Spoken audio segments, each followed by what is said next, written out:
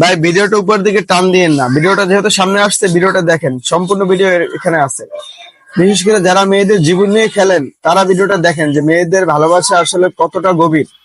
এই ভিডিওটা দেখলে বুঝতে পারবেন একটা মেয়ে যদি কোনো ছেলেকে ভালোবাসে তাহলে তার পরিবারকে ছেড়ে দিতে সে একটু দ্বিধাবোধ মনে করে না।